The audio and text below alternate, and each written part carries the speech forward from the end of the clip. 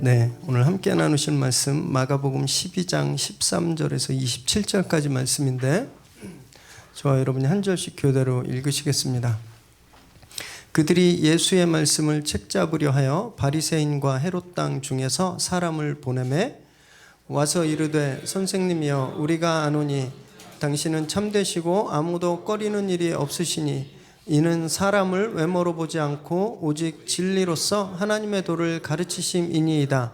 가이사에게 세금을 바치는 것이 옳으니이까 옳지 아니하니이까 우리가 바치리이까 말라이까 한데 예수께서 그 외식함을 아시고 이르시되 어찌하여 나를 시험하느냐 데나리온 하나를 가져다가 내게 보이라 하시니 가져왔거늘 예수께서 이르시되 이 형상과 이 글이 누구의 것이냐 이르되 가이사의 것이니이다.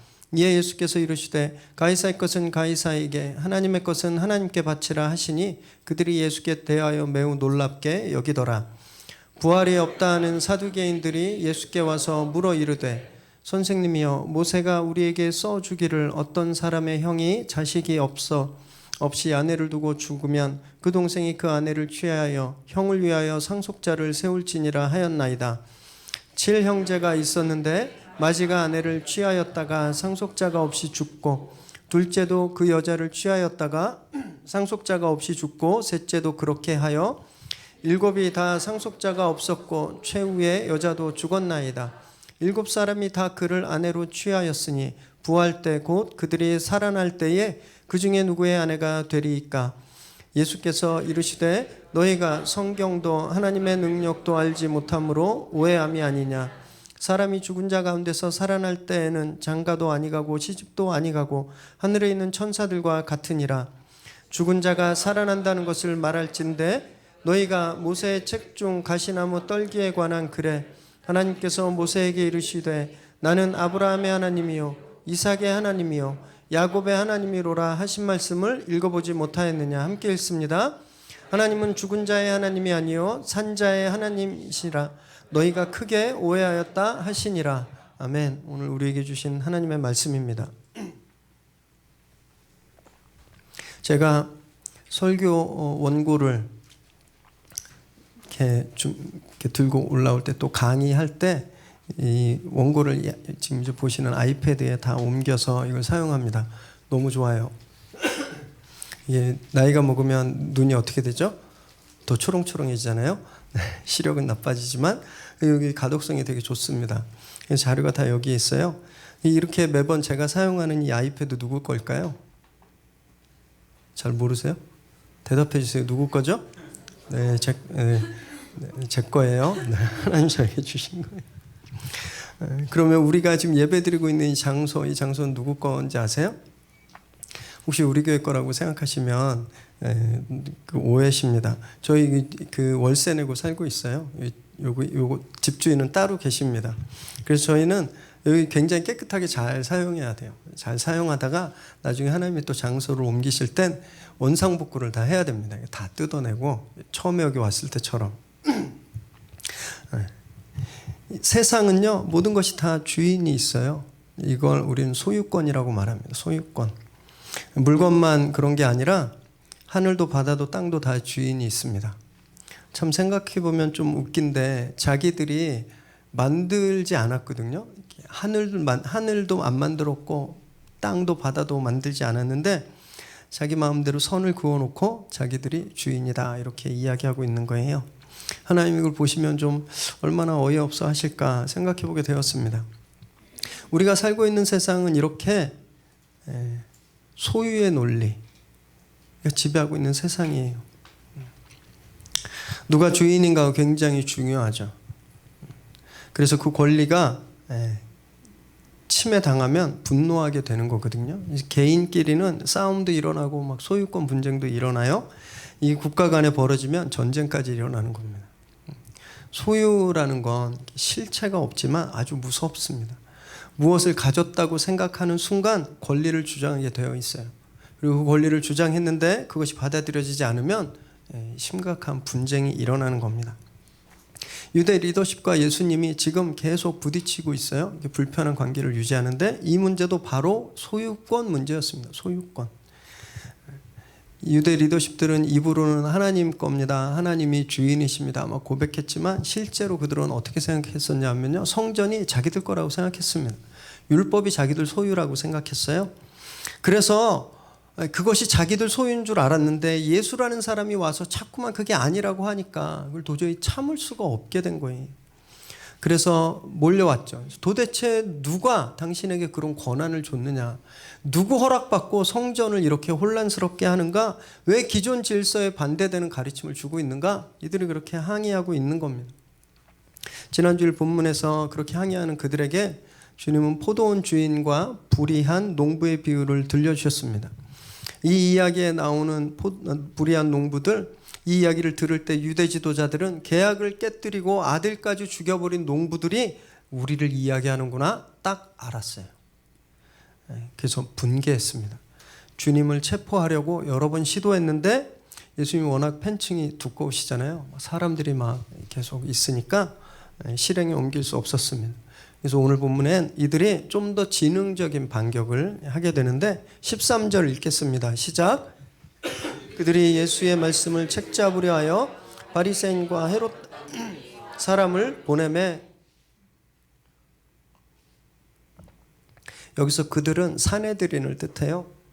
공회에서 이제 공식적으로 바리새인과 헤롯 땅 사람들을 공격수로 지금 내보내는 겁니다. 원래 이 두 세력은 어울릴 수 없는 조합이었어요. 지금으로 치면 자한당과 정의당, 이분들이 뭐 같이 협력하는 거 보신 적 있으세요? 절대 못하죠. 완전히 물과 기름 같은 사이. 그만큼 멀었던 사이가 바리새인들과 헤롯 땅이었습니다. 바리새인들은 유대 근본주의자들이었어요. 유대 회복을 원했던 사람들이고 헤롯 땅은요 친로마주의자들이었습니다. 로마에 붙어서 로마에게서 내려오는 것을 얻어먹고 있었던 사람들이었어요. 로마 체제가 오래가길 원했던 사람들이었어요.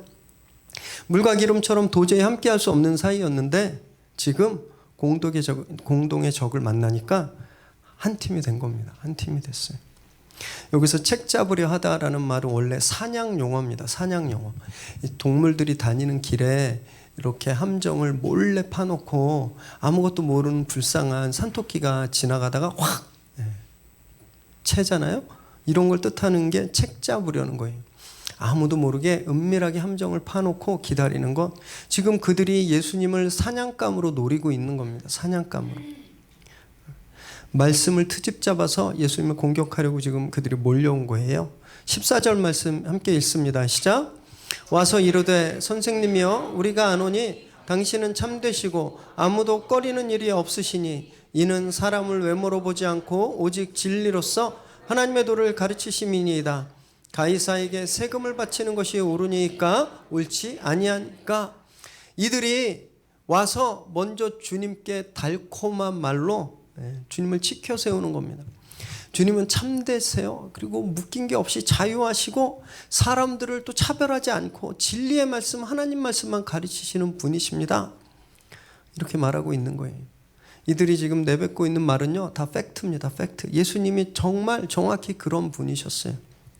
거짓이 없고 하나님 말씀만 전하고 사람을 차별하지 않는 그런 분이셨거든요. 그런데 문제는 그들의 말과 그들의 생각이 달랐다라는 겁니다. 말은 이렇게 하고 있지만 그들 마음속엔 칼을 품고 있었어요. 칼을. 이들이 이어서 바로 세금을 내야 하는가 말아야 하는가 그 질문을 하고 있는데 이 질문 자체가 굉장히 위험한 함정이 숨겨져 있는 질문이었습니다. 세금이란 말은 캔소스라는 말이거든요. 캔소스. 깡통 소스가 아니라 캔소스. 일부엔 많이 웃으셨는데 이부엔 좀 많이 안 웃으시네. 예수님 후 6년 후에 로마 황제가 처음 제정한 로마의 인두세를 말합니다. 인두세. 이 캔소스라는 단어에서 센서스라는 말이 나왔어요. 센서스가 뭐죠? 인구조사. 네. 그러니까 사람 머리에 세금을 부여하려면 사람 몇 명 사는지 다 알아야 되잖아요. 그래서 그 말이 나온 거예요. 성인 남성과 여성은 한 데나리온을 인두세로 바쳐야 했는데 이 한 데나리온은 하루치 노동자의 임금에 해당하는 로마의 은화였습니다. 은화였어요. 이 은전에 보면요, 당시 티베리우스 황제의 시대였기 때문에 그 티베리우스 카이사르의 흉상이 새겨져 있고 그 둘레에 어떤 글씨가 새겨져 있었냐면요. 티베리우스 카이사루 아우구스투스, 신이 내린 아우구스투스의 아들이라는 말이 뺑 둘러서 쓰여져 있었습니다. 그리고 뒷면에는 이 티베리우스 황제의 어머니 리비아의 얼굴과 대사제라는 글이 쓰여져 있어요. 그러니까 대제사장이라는 뜻이죠. 그래서 유대인들은요, 이렇게 알러지가 있었습니다. 로마의 은전, 이 데나리온에 마치 우상을 대하는 듯한 불쾌감을 가지고 있었어요. 게다가 지금 식민지 신세잖아요. 속국이라 로마 제국에 이 세금을 내야 되는 게 너무 억울하고 서럽고 이런 복잡한 것들이 막 엉켜 있는 것이 세금 문제였어요. 세금 문제. 그 문제를 가지고 주님한테 질문한 거예요. 그래서 주님이 여기에 내라고도 할 수 없고 내지 말라고도 할 수 없는 문제였습니다. 만약에 세금을 내라 이렇게 말씀한다면 유대인들의 이 복잡한 반로마적 감정 때문에 순식간에 그 민족의 반역자로 몰리게 되잖아요. 그래서 지금까지 막 예수님이 유대 왕이 될 거라고 메시아라고 생각하고 막 환호하면서 따라다녔던 사람들이 순식간에 주님을 반대하게 되잖아요. 그리고 또 그렇다고 내지 말라고 하면 로마의 반역자가 되는 겁니다. 로마는 세금 문제에 엄청나게 엄하게 했어요. 그래서 당시 파견됐던 총독들의 제일 첫 번째 프라이오리티는 반란이 일어나지 않는 거, 그리고 두 번째는 세금이었습니다. 세금. 굉장히 중요시한 문제였기 때문에 세금을 내지 말라고 선동하는 건 반역죄였어요. 그럼 바로 처형당하시는 거죠. 외통수에 딱 걸리신 거예요. 이렇게 대답할 수도 없고 저렇게 대답할 수도 없고. 여러분 저희도 살다 보면요, 이런 공격에 다 빠질 때가 있죠. 앞뒤가 다 막혔어요. 어느 쪽으로도 피할 수가 없는 겁니다. 경기가 계속 안 좋아지는데 이 장사를 계속 해야 될지 말아야 될지, 계속 하면 계속 손해날 것 같은데 그렇다고 하지 않으면 또 뭘 해먹을지 모르는 그런 상황. 또 가정에서 부부끼리 사이가 너무 안 좋은 거예요. 그래서 맨날 싸워요. 갈라서야 되나? 갈라서자니 너무너무 막막하고, 또 평생을 지긋지긋하게 이렇게 싸울 생각하니까 그것도 어떻게 못하겠고, 막 이런 상황들을 우리가 처하게 된다라는 겁니다. 이런 진퇴양난의 상황에 처할 때 우리는요, 불안해져요. 두려워집니다. 그래서 우리의 사고 기능이 마비가 되죠. 그래서 당황해서 잘못된 판단들을 내리게 되는 거예요. 그래서 나중에 후회하고 비참함에 처할 때가 있는 겁니다. 이런 상황들을 어떻게 벗어날 수 있을까요? 주님께 그 해법을 찾으셔야 돼요. 주님은요, 이 양날의 검에, 이 이중 함정에 그 문제를 가지고 답하지 않으셨어요. 문제 본질을 정확히 꿰뚫어 보시고 그것을 지적하십니다. 15절 16절 읽겠습니다. 시작. 우리가 바치리이까 말리이까 한데 예수께서 그 외식함을 아시고 이르시되 어찌하여 나를 시험하느냐. 데나리온 하나를 가져다가 내게 보이라 하시니 가져왔거늘 예수께서 이르시되 이 형상과 이 글이 누구의 것이냐. 이르되 가이사의 것이니이다. 제일 먼저 주님이 무엇을 지적하고 계시는 거예요? 외식. 여기서 외식은 우리 엄마들이 좋아하는 밖에서 식사하는 그런 거 아니고요. 히포크리시스라는 말입니다. 이렇게 위선이라는 말이에요. 원래 배우들이 연기하다라는 뜻의 단어입니다. 배우가 나 그런 사람 아닌데 연기하잖아요. 마치 그런 사람처럼. 그게 점차 변형돼서 위선자, 위선을 뜻하는. 그래서 영어로 히파크러시가 여기서 나왔어요. 이 위선이라는 말이. 주님이요, 세금에 대해서 먼저 말씀하지 않으셨어요. 그 사람들의 위선에 대해서 먼저 말씀하셨습니다. 왜냐하면 그것이 본질이기 때문에. 그 본질이기 때문에 그랬어요. 이 말씀을 들으면서 이제 세금을 내라고 해야지 나한테 조금 유리한 상황일까, 아니면 세금을 내지 말라고 하는 게 나한테 유리할까, 아니면 이 사람들한테 뭐가 필요할까, 이 세금에 관해서 고민하지 않으시고 눈에 보이지 않는 그 사람들 마음속에 있는 그 본질을 간파해 내셨습니다. 여러분, 우리가 이 부분에서 많이 실수해요.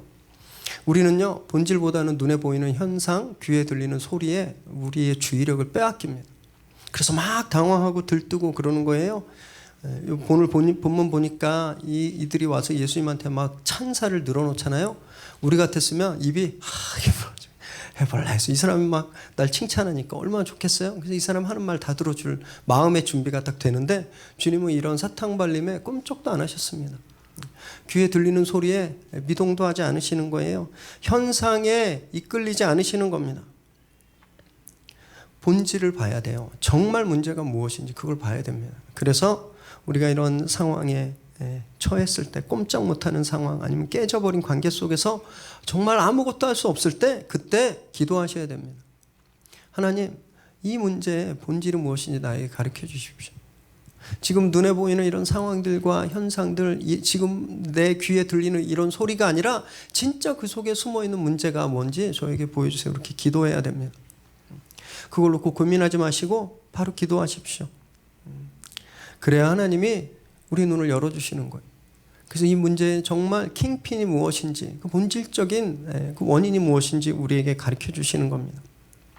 주님이 그렇게 그들의 본질 외식하는 것을 지적하신 후에 그리고 데나리온을 하나를 가져오라고 말씀하십니다. 그리고 그들에게 물으세요. 여기에 누구의 형상과 글이 있느냐? 이렇게 물으셨어요. 왜 이 질문을 하셨냐 하면 이 질문을 통해서 그들 마음속에 꽁꽁 숨어있는 진짜 본심을 끄집어내기 위해서 질문하신 겁니다. 그들은요 뭐라고 대답했냐면 이 은전 데나리온은 누구의 것이라고 말했어요? 가이사의 것이라고 말했어요. 세상은 소유의 논리가 지배한다고 말씀드렸잖아요. 이 사람들은 하나님을 섬긴다는 사람들이었어요. 세상의 주인은 하나님이다라고 믿는 사람들이었어요. 이 세상을 창조하신 분이 여호와 하나님이라고 믿는 사람들이었어요. 그런데 이 사람들이 지금 뭐라 그러는지 아세요? 이 은전의 주인은 하나님이 아니고 누구라고요? 가이사. 하나님의 법을 지켜야 되는 사람들이 지금 세상의 법을 따르고 있는 거예요. 세상에서 그 은전은요 황제 거였어요. 이 사람들이 그걸 그대로 따르고 있는 겁니다. 이것이 외식의 핵심이에요. 외식의 핵심. 입으로는 하나님을 믿는다고 고백하지만 입으로는 하나님이 계시다고 고백하고 하나님이 내 삶의 주인이라고 고백하는데 실제 여기에서는 뭐라고 생각하는 거예요? 이건 주인이 따로 있다고 생각하는 거예요. 우리 아이들의 주인은 나라고 생각하는 겁니다. 이 비즈니스의 주인은 나라고 생각하는 거예요. 이것이 히포크라시스, 위선이라는 겁니다. 주님이 그래서 그들에게 그래? 그렇게 생각해? 그럼 그렇게 해. 이렇게 말씀을 주시는 거예요. 17절 읽겠습니다. 시작. 이에 예수께서 이르시되 가이사의 것은 가이사에게 가이사의 것은 하나님께 바치라 하시니 그들이 예수께 대하여 매우 놀랍게 여기더라. 이 말씀은요. 네 가이사의 것이라고 생각하면 가이사에게 줘. 하나님 것이라고 생각하면 하나님께 바치고 이런 말씀이에요. 주님은 세금을 내느냐 마느냐 이거에 대해서는 처음부터 관심이 없으셨습니다.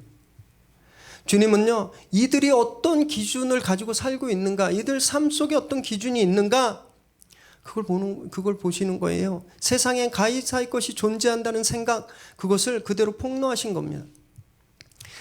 종교인 과세 문제가 한때 사회적인 문제로 막 이슈가 됐었잖아요. 그때 교회 내에서도 세금을 내야 된다 말아야 된다 이런 논란이 좀 있었습니다.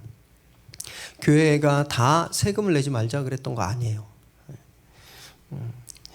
지금 보면 생각보다 많은 수의 목회자들이 세금을 잘 내고 있습니다. 그러지 않은 몇몇 분들의 그런 모습 때문에 다 통으로 비난을 받고 있는 건데, 그때 이제 종교인도 목사들도 세금을 내야 된다라는 입장을 가진 분들이 요 본문을 근거로 세금을 내야 된다고 이야기했어요. 주님도 세금을 내라고 하셨다라고 해석한 거예요. 그런데 이 해석은요, 답은 맞는데 풀이는 틀렸습니다. 마태복음 17장 24절에서 27절까지를 좀 한번 쭉 읽어볼까요? 시작. 가버나움에 이르니 반세겔 받는 자들이 베드로에게 나와 이르되 너의 선생은 반세겔을 내지 아니하느냐. 이르되 내신다 하고 집에 들어가니 예수께서 먼저 이르시되 시몬아 내 생각은 어떠하냐. 세상 임금들이 누구에게 관세와 국세를 받느냐. 자기 아들에게냐 타인에게냐. 베드로가 이르되 타인에게니이다. 예수께서 이르시되 그렇다면 아들들은 세를 면하리라.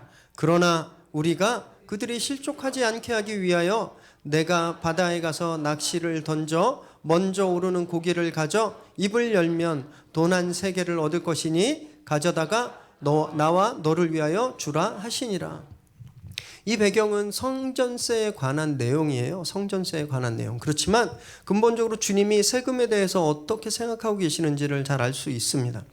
성전세를 걷는 사람이 왜 예수는 성전세를 세금 안 내냐 이렇게 요구하자 주님이 베드로와 대화를 통해서 하늘에 속한 사람은 납세의 의무로부터 자유롭다 이렇게 말씀하신 거예요.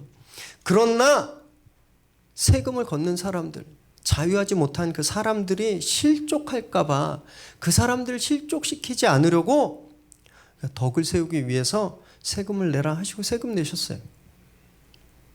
여러분, 이게 세금을 대하는 우리의 태도여야 된다는 거예요. 우리는요, 국가가 내 주인이기 때문에 세금을 내는 게 아니라 한 사람의 국민으로서 우리에게 주어진 납세의 의무를 성실히 이행해서 다른 사람들에게 본이 되기 위해서, 다른 사람들을 실족시키지 않게 위해서 세금을 내는 것, 이게 정확한 해석이라는 겁니다. 아시겠어요? 주인이 다른 거예요. 주인이. 저희 교회도 그래서 개척 첫 날부터 회계법인과 계약을 했습니다. 그래서 저희 이렇게 재정 출납을 다 회계사 사무소에 보내고 거기에서 계산해 주는 대로 다 해요. 군말 없이. 그리고 그 일을 이영주 집사님이 너무 고생스럽게 혼자 감당하고 계셔서 너무 안쓰러운데, 왜 그런지 아세요? 이 세상이 주인이기 때문이 아니에요. 믿는 자로서 그런 본을 보여야 되는 의무가 우리에게 있기 때문에 그렇습니다. 하나님이 그걸 우리에게 원하시니까, 우리 주인이신 하나님이 그걸 원하시니까 우리가 그걸 최선을 다해서 하고 있는 거예요. 여러분, 이 본문에서 실제로 예수님은 성전세를 받아야 되는 분이잖아요. 왜냐하면 성전은 예수님을 예표하니까, 예수님이 성전 그 자체니까 사람들이 예수님한테 세금을 바쳤어야 되는데 주님이 연약한 사람들을 위해서 오히려 세금을 내고 계시잖아요. 이 가르침을 좀 더 확대 해석하면요, 우리가 그래서 국가의 법과 규칙, 윤리들을 더 철저하게 잘 지켜야 되는 이유까지도 설명이 되는 거예요.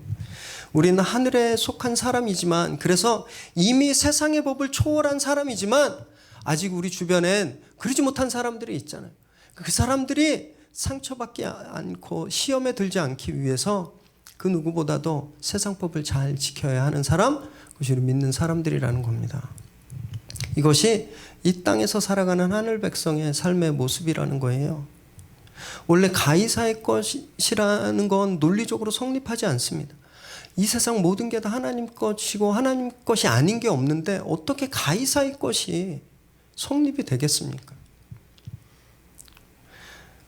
그런데 정말 저희도요, 다른 주인을 인정하면서 살 때가 있더라고요. 정부가 원자력 발전소를 축소하겠다, 그리고 궁극적으로 폐지하겠다, 이렇게 탈원전 정책을 발표했을 때 사회가 막 온통 막 난리가 났죠. 그 원자력 마피아라고 불리는 마피아 기득권층들이 막 언론과 방송을 통해서 막 엄청나게 프로파간다 이제 해버렸고요. 우리가 그대로 다 들었어요. 지금도 이슈가 되고 있는데, 이 왜 원자력 탈원전에 반대하는가, 그 이유가 뭔지 아세요? 그 이유가 간단하게 말씀드리면 비용의 문제, 그리고 안전의 문제라는 거예요.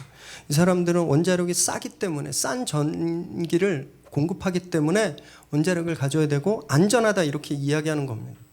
돈이에요, 돈. 돈 때문에 원자력을 써야 된다라고 말하는 거거든요. 전기세 올라가면 싫으니까. 이게 세상의 논리예요. 그럼 믿는 사람들은, 우리는 어떻게 이 문제를 봐야 될까요? 우리도 돈으로 봐야 돼요? 싸니까? 비용이 절감되니까? 그러니까 써야 된다고 우리도 이렇게 결론 내려야 되나요?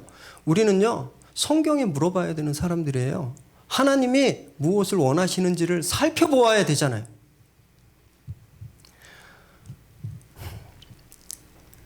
세상 논리 그대로 따르는 걸 보면서 너무너무 가슴이 아팠는데, 여러분, 안전하다고 이야기하는데 진짜 안전한가요? 30년 전에 체르노빌에서 정말 인류 최악의 원전이 폭파됐죠. 그때 수천 명의 목숨을 앗아갔고 900만 명, 이거 유엔에서 통계낸 겁니다. 900만 명 이상이 방사능에 피복당했어요. 지금도 30년이 지났지만 여전히 반경 수십 킬로 안에 사람이 살 수가 없는 땅이 됐대요. 생태계가 완전히 파괴되었다라는 거예요. 30년이 지났는데 8년 전에 가까운 나라 후쿠시마에서 원전 사고가 일어났죠. 이땐 지진과 쓰나미가 그 여파로 막 그 덮쳐서 15,000명 정도가 죽었대요.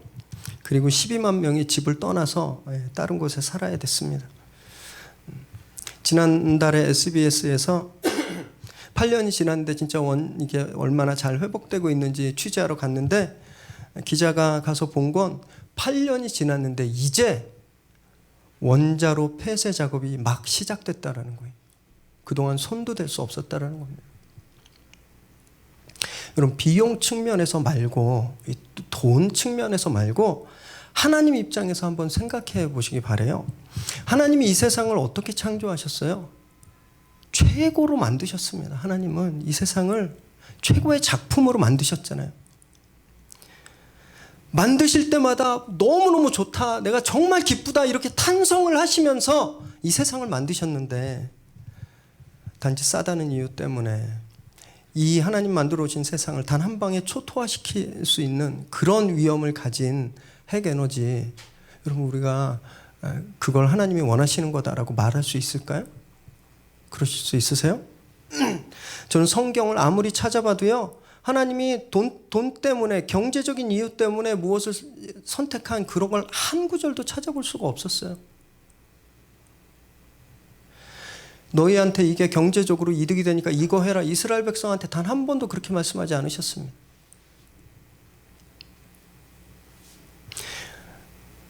교회는, 믿는 사람들은 그러면 성경을 보고 이야기해야 되잖아요. 왜 똑같이 소유의 논리, 가이사의 논리에 혹해서 전기세 올라가면 안 된다고 왜 같이 아우성 치는 거예요? 가이사의 것이라고 생각하니까 그러는 거예요. 또 지금도 갑자기 막 큰 문제가 됐죠. 일본의 경제보복 막 너무너무 막 이런 얘기 저런 얘기가 막 나오고 있어요. 정치가들, 기업가들은 자기들의 입장에 따라서 논쟁하고 반목할 수 있습니다. 그것까지 뭐라고 그러고 싶지 않아요. 믿는 사람들은 어떻게 해야 되냐라는 거예요. 이 문제를 어떻게 봐야 되냐라는 겁니다. 믿는 사람들은. 여러분, 왜 빨리 일본 달래주고 일본과 화해해야 되냐고 말하는지 아세요? 우리 경제가 나빠질까봐, 우리나라가 돈 이렇게 적게 볼까봐, 산업이 안 될까봐. 이것도 돈의 논리인 거예요. 돈의 논리, 비용의 논리. 그래서 빨리 일본이랑 화해하자고 이야기하는 거예요. 성경은 그걸 말씀하고 있는지 한번 보자라는 겁니다.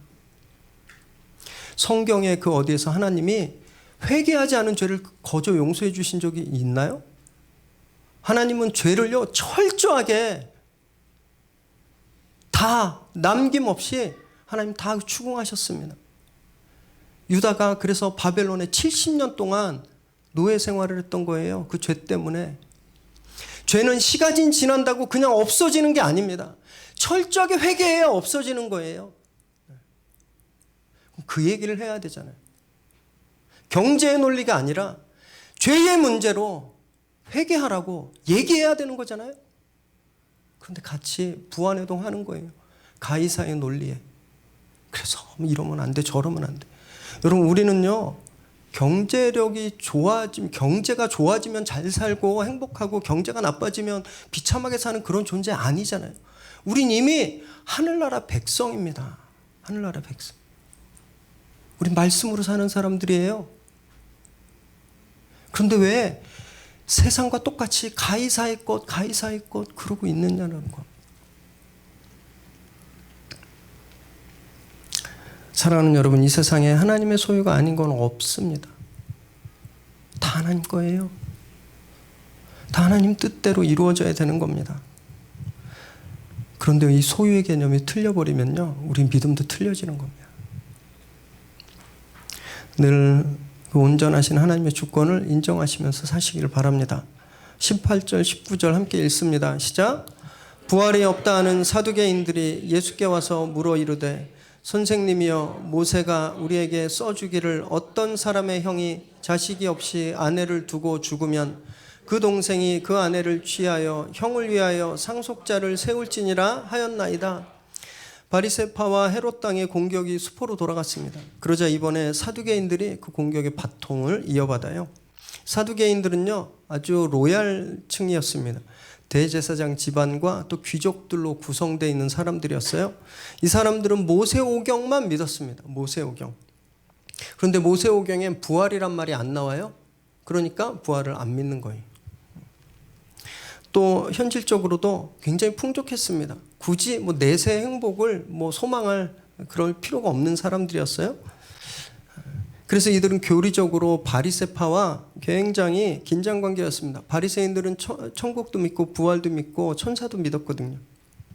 교리가 다르니까 긴장 관계였는데 이들도 예수님을 공격하기 위해서 한패가 돼버린 거예요. 주님이 천국에 관한 말씀을 여러 번 하셨고 또 부활에 대해서도 여러 번 가르치셨거든요. 그래서 그걸 가지고 논리적으로 뒤집어 버리려고 지금 주님 앞에 나온 겁니다. 20절에서 23절까지 읽겠습니다. 시작. 7형제가 있었는데 마지가 아내를 취하였다가 상속자가 없이 죽고, 둘째도 그 여자를 취하였다가 상속자가 없이 죽고, 셋째도 그렇게 하여 일곱이 다 상속자가 없었고 최후의 여자도 죽었나이다. 7사람이 다 그를 아내로 취하였으니 부활 때 곧 그들이 살아날 때에 이 중에 누가 아내가 되리이까. 19절에서 말하는 모세의 법은 이들이 신주든지 모시듯 하는 모세오경을 말합니다. 유대인들에게 모세오경은 하나님의 말씀과 동일한 것이었어요. 신명기 25장 5절에서 10절까지 보면 이런 법이 있어요. 형이 아이 없이 죽으면 그 형수가 혼자 되잖아요. 상속을 이어받을 수 없으니까 형의 동생이 아내로 맞아들이는 겁니다. 그래서 아이를 낳게 해서 형의 유산을, 형의 상속을 잇게끔 하는 형사 취수제에 관한 법이 여기 들어있는 거예요. 요걸 이제 가지고 주님 앞에 질문하는 겁니다. 그렇다면 형제 7이 있었는데 차례 형수를 물려받아 아내로 삼았다면 나중에 부활했을 때 남편이 누구일까요? 이렇게 묻는 거예요. 누구일 것 같으세요? 누구일 것 같으세요? 가위바위보해서 이긴 사람? 아니면 제비 뽑아서? 아니면 아내분이 택하는 사람? 쉽게 답할 수 없는 문제죠. 이것도 굉장히 많은 함정들이 있는 질문이에요. 그런데 주님이 여기에서도 이들의 본질을 지적하세요. 이 사람들도 소유의 논리로 지금 이런 질문을 하고 있는 거예요. 23절에 보면 누구의 아내라는 말이 나오잖아요. 영어에 보면 소유격 의문 대명사를 씁니다. 그래서 whose wife will she be?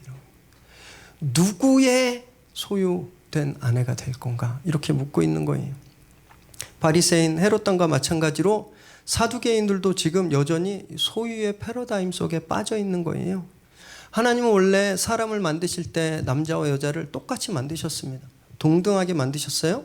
그런데 인간이 죄를 짓고 이것이 깨져버렸죠. 창세기 3장 20절 함께 읽습니다. 시작. 아담이 그의 아내의 이름을 하와라 불렀으니 그는 모든 산자의 어머니가 됨이더라. 타락 후에 아담이 제일 먼저 한 일이 이거예요. 자기 아내의 이름을 지어줬습니다. 이름을. 타락 전엔 아담이 동물들의 이름만 지어줬거든요. 타락 후에 제일 먼저 한 게 자기 아내 이름을 지어줬어요. 성경에서 이름을 지어주는 건 소유권을 행사하는 걸 말해요. 제가 여기 파란 컵 이렇게 이름 지면 이건 제 거예요. 제 거. 타락했더니 이제 여인이 남성의 소유물이 돼버린 겁니다. 사두개인들이 지금 이 타락한 소유 개념에 사로잡혀서 부활 후에 이 여인이 누구의 소유가 될 거냐, 누구의 소유가 될 거냐 이걸 지금 묻고 있는 거예요. 때로는 세상의 논리는 쉽게 반박할 수 없을 정도로 그럴듯해 보일 때가 있어요. 교회 다니면 복 받는다며? 너 그래서 이렇게 사냐? 할 말 없죠. 그죠? 하나님 전능하시다면서 너 병도 못 고쳐? 할 말 없어요. 한 푼이라도 더 벌어서 애들 대학 보내고 결혼시켜야지. 그럼 쉬는 날도 일해야 되는데 교회 가서 하루 종일 있고 그래서 어떻게 돈 벌겠어? 그럴듯하잖아요. 여러분, 이 세상에 논리적으로 완벽해 보이는 이 도전, 우리 어떻게 반응해야 될까요? 우리가 어떻게 응답해야 될까요? 말씀으로 대응해야 됩니다. 말씀으로.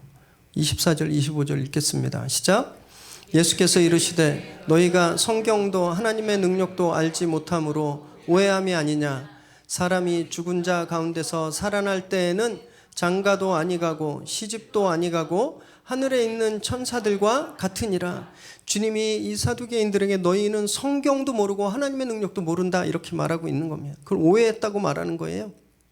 이들은 부활 후에도 이 세상에 존재했던 가이사의 법칙, 그 소유의 법칙이 여전히 부활 후에도 천국에도 있을 거라고 생각했어요? 주님이 아니다라고 말씀하시는 겁니다. 출애기 3장 말씀, 성경에서 그 답을 지금 가지고 그들에게 논증하시는 거예요. 26절 27절 한번 읽을까요? 시작. 죽은 자가 살아난다는 것을 말할진대 너희가 모세의 책 중 가시나무 떨기에 관한 글을 하나님께서 모세에게 이르시되 나는 아브라함의 하나님이요 이삭의 하나님이요 야곱의 하나님이로라 하신 말씀을 읽어보지 못하였느냐. 하나님은 죽은 자의 하나님이 아니요 산 자의 하나님이시라. 너희가 크게 오해하였도다 하시니라. 하나님이 출애굽기 말씀을 가지고 지금 이들에게 답을 주고 계시는 겁니다. 주님이.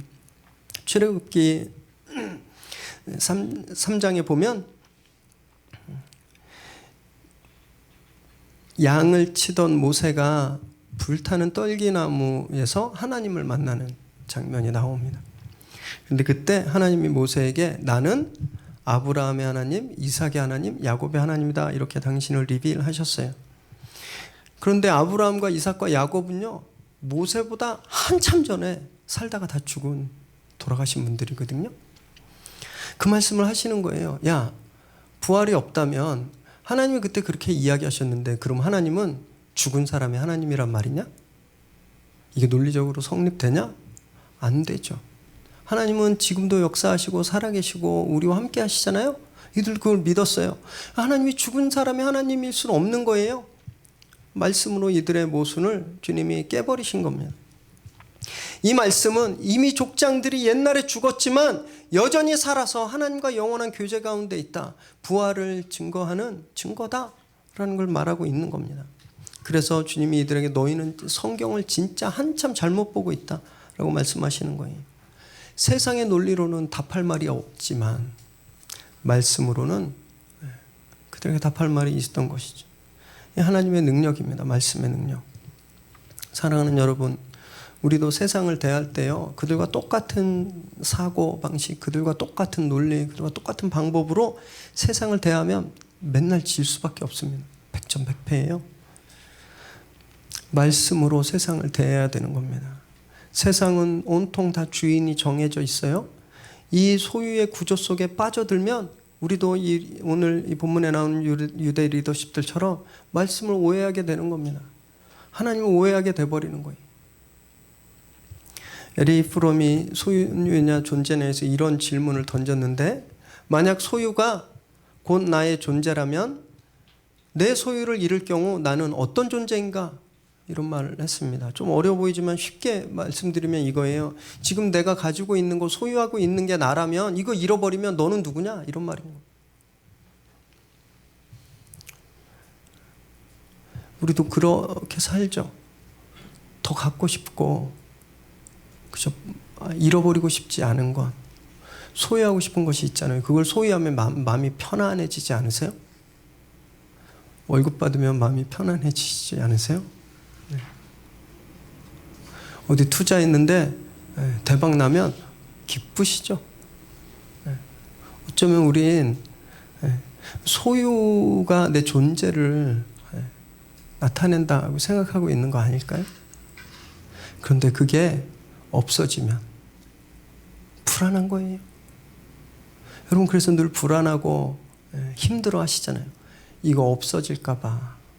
이 사람 떠날까봐, 이 일 실패할까봐 불안하시죠. 소유가 나를 규정한다고 생각하기 때문입니다. 여러분, 우린 소유하는 사람이 아니라 존재하는 사람이에요. 하나님의 사랑을 받는 존재, 그 존재감이 우리의 정체성이라는 겁니다. 세상의 기준, 소유의 논리, 가이사의 것이 있다라는 이 세상의 논리가 아니라 우린 그래서 말씀으로 살아야 되는 겁니다. 말씀으로. 말씀에서 답을 찾고 말씀으로 문제를 해결해야 되는 거예요. 우리의 참 주인이신 하나님의 능력을 온전히 믿으시기 바랍니다. 그 말씀으로 담대하게 세상을 대하시기 바라요. 그래서 오늘 주님이 말씀하고 계신 그 하나님의 나라, 그 하늘나라를 기업으로 받으시기를 주님의 이름으로 축원합니다. 기도하겠습니다.